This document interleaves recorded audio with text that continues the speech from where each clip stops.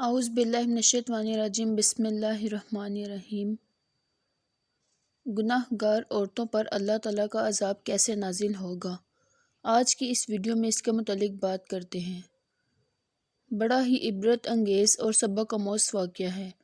یہ واقعہ ایسا ہے کہ جس کو سننے کے بعد رونگٹے کھڑے ہو جاتے ہیں، اور اگر ایسی حیرت انگیز باتیں سن کر بھی ہمارے دلوں پر کوئی اثر نہیں ہوتا تو پھر کسی کا کیا جاتا ہے؟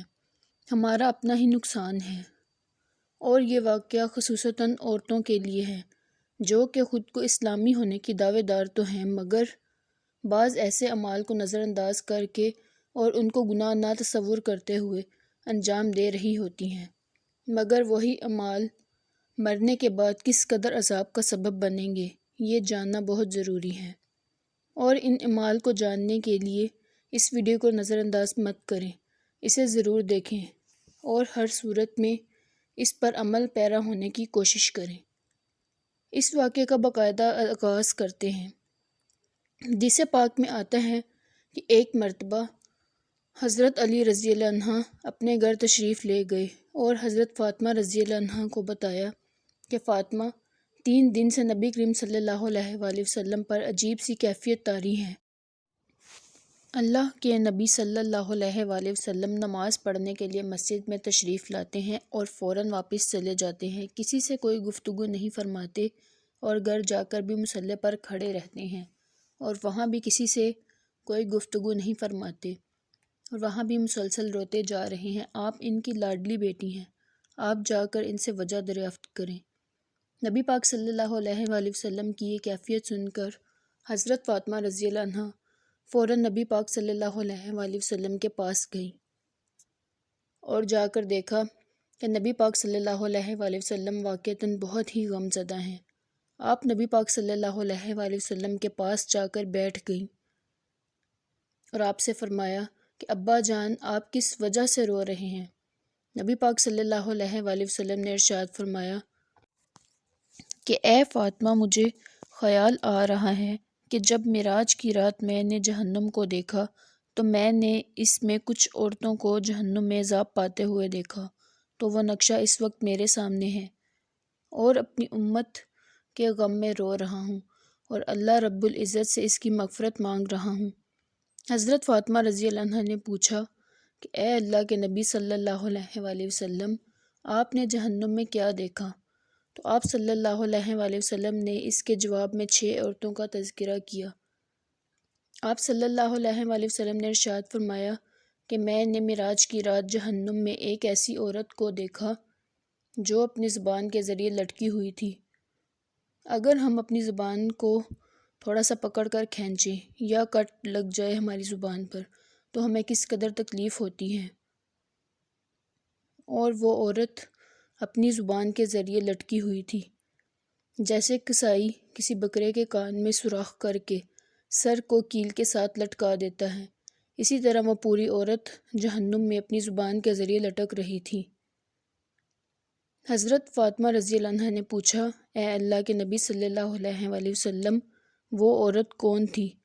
آپ صلی اللہ علیہ وآلہ وسلم نے ارشاد فرمایا، یہ وہ عورت تھی جو کہ دوسروں کی غیبت کرتی تھی، طعنے دیتی تھی، اپنی زبان سے دوسروں کو ایذا دیتی تھی، اپنی زبان کا غلط استعمال کرتی تھی، اس لیے اللہ تعالیٰ اس عورت کو جہنم کی آگ میں تپا رہے تھے، اسی وجہ سے اس کو یہ عذاب مل رہا تھا۔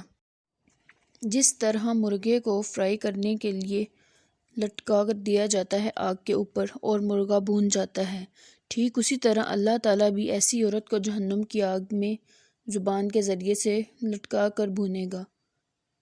نبی پاک صلی اللہ علیہ وآلہ وسلم نے فرمایا کہ اے فاطمہ، میں نے ایک دوسری عورت کو دیکھا، اس کے سینے کے دونوں پستانوں کے اندر ایک سولاخ ڈالی گئی تھی، جو ایک طرح سے اس کی ایک پستان کی طرف سے سولاخ ڈالی گئی تھی اور اس پستان سے ہوتی ہوئی دوسری پستان کے اندر سے گزر گئی تھی، اور اس سولاخ کے سہارے اس عورت کو جہنم کی آگ میں لٹکا دیا گیا تھا۔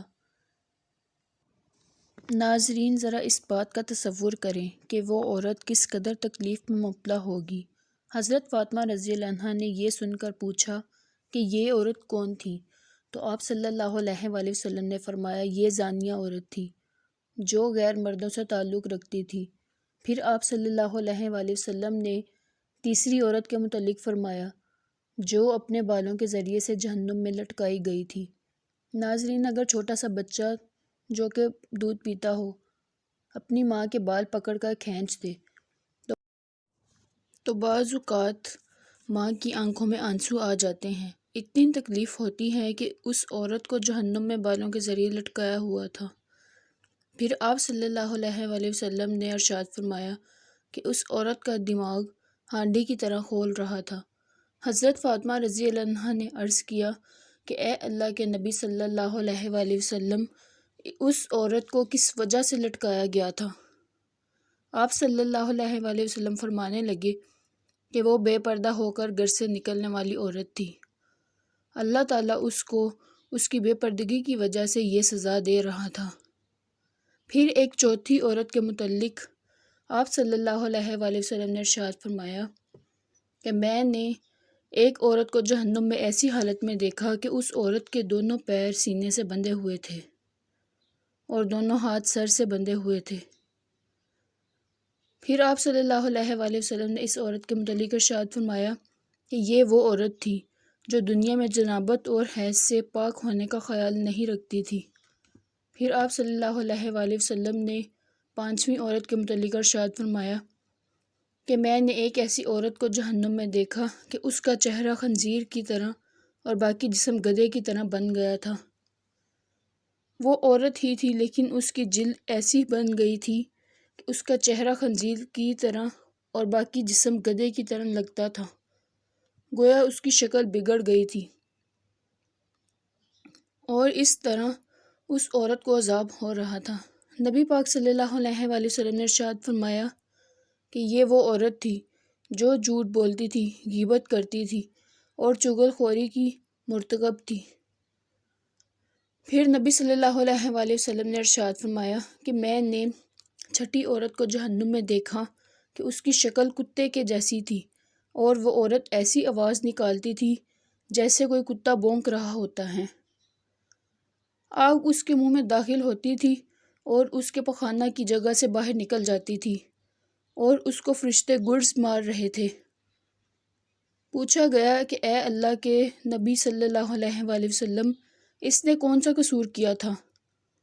آپ صلی اللہ علیہ وآلہ وسلم نے ارشاد فرمایا کہ وہ عورت اپنی زندگی میں حسد کیا کرتی تھی، یعنی اس کے اندر حسد بہت زیادہ تھا، اس وجہ سے اس کو جہنم میں یہ عذاب ہو رہا تھا۔